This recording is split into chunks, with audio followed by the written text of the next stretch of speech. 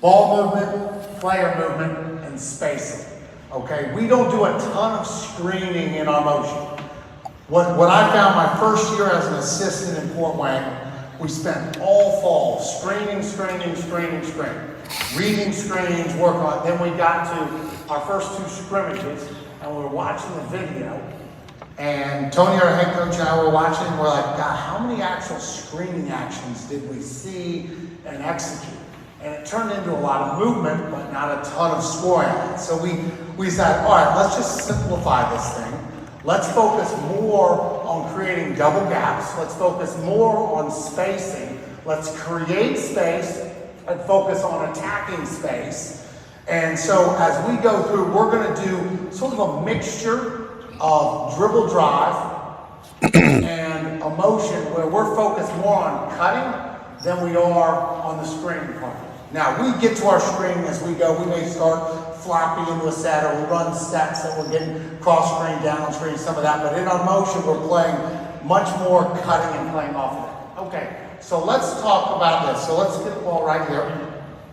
So I'm going to teach you a couple of our cuts that we use and sort of our concepts as we create our double gaps. So let's throw the ball right here. Okay, good. And we never pass and stand, because if you passed and stood right there, all right, you'd be creating a gap in right here. Right? And that's the hardest thing I have as I recruit, a high school point guard, is they come down and they're so used to being the playmaker, they'll pass and then they stretch out right here and they just stand right here waiting. And all they are is hurting her as an offensive player, because you're sitting here sitting in the gap and there's no place to go.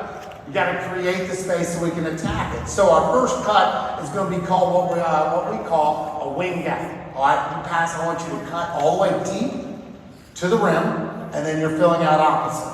Okay? So now there's a double gap. That's a wing gap going opposite. Rewind. So now we talk about a deep cut, because if you make a shallow cut right here, you're not a threat. Because that's easy. Now you jump to the ball, you stay in the gap. If she drove here, you're easy for a hip and hand, and you stay there. If you go deep, now you become a threat, and now I have to defend you. All right, and now I'm focused in on my help and guarding her versus the ball of that. Rewind it. I'm sorry, you're much.